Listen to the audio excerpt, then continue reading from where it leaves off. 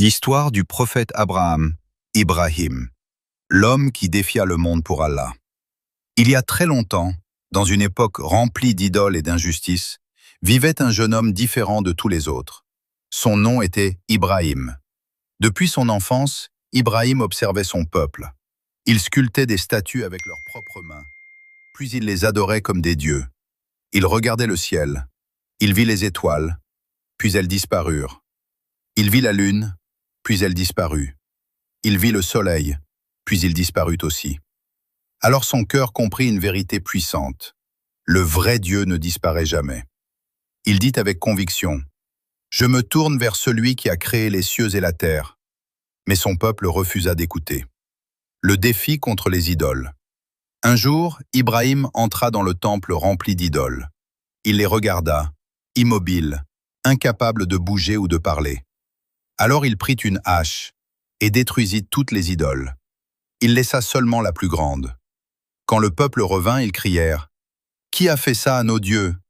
Ibrahim répondit calmement, « Demandez à la plus grande statue si elle peut parler. » Ils réalisèrent la vérité, mais leur orgueil les empêcha d'accepter.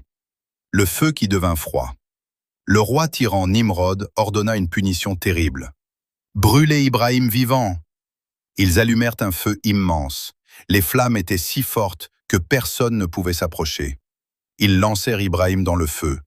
Mais alors, un miracle incroyable se produisit. Allah ordonna, « Ô feu, sois froid et paisible pour Ibrahim. » Le feu brûlait toujours, mais il ne brûlait pas Ibrahim.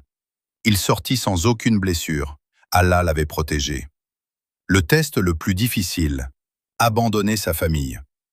Plus tard, Allah ordonna à Ibrahim une mission très difficile. Il devait laisser sa femme Agar et son bébé Ishmaël dans un désert vide. Ce désert était l'endroit que nous appelons aujourd'hui Mecca. Il n'y avait pas d'eau, pas d'arbres, rien.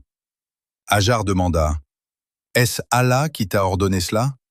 Ibrahim répondit, « Oui. » Elle dit avec une foi incroyable, « Alors Allah ne nous abandonnera pas. » Et Allah ne les abandonna pas. Il fit jaillir l'eau du puits de Zamzam, un miracle qui existe encore aujourd'hui. La construction de la Kaaba.